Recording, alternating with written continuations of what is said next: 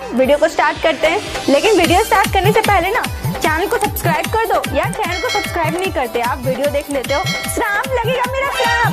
Channel को subscribe करो अभी इसी वक्त, नहीं तो पक्का गर्लफ्रेंड नहीं पटेगी, सिंगल मरोगे तुम सिंगल।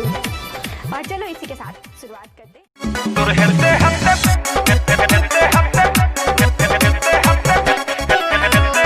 म्यूजिक बाय डीके दीवाना।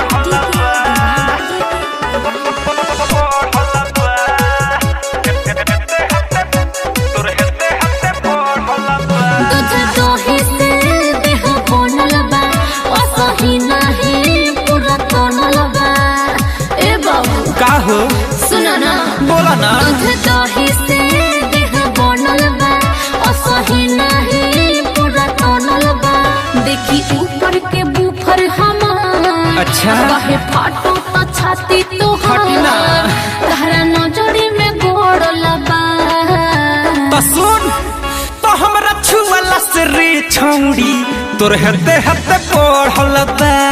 अच्छा तो हमरा छुअला से रे छौड़ी तोर हते हते पढ़ल बा।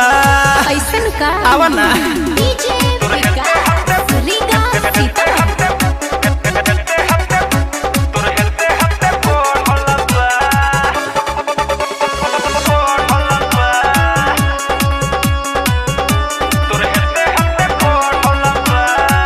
छुअला से ई बढ़ेला तोहसे ई के कहेला। अरे जाना तानी मोटे बनावेला केतना और के पढ़ेला खेला।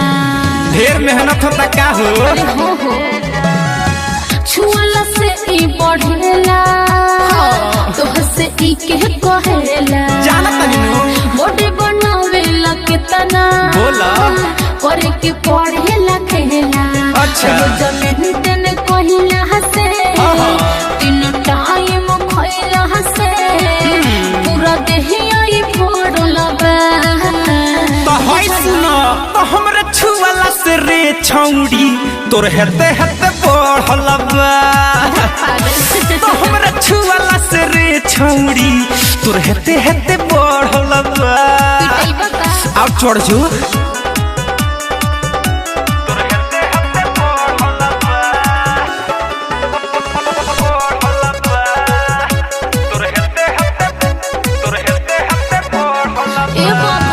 असही बाटे न फूलल। अच्छा पक जी में फूलहिनी रे खलिया के बेटी है का रे और खाते बेटा हमें हाँ कितना के पसुल खइने।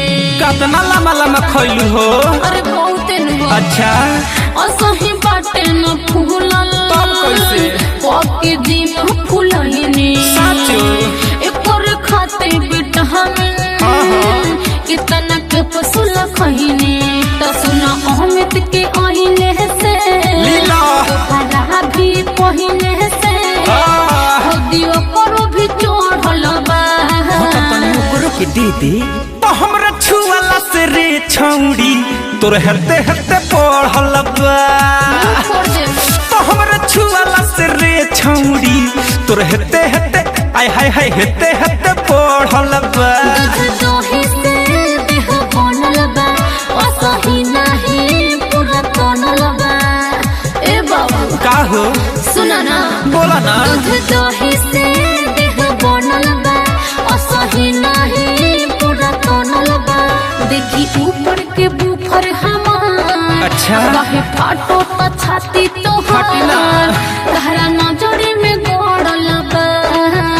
तो सुन तो हमरा छुअला से रे छौड़ी तोर हते हते पढ़ल बा। अच्छा तो हमरा छुअला से रे छौड़ी तोर हते हते पढ़ल बा। छुछुनरे बड़का तो होई ना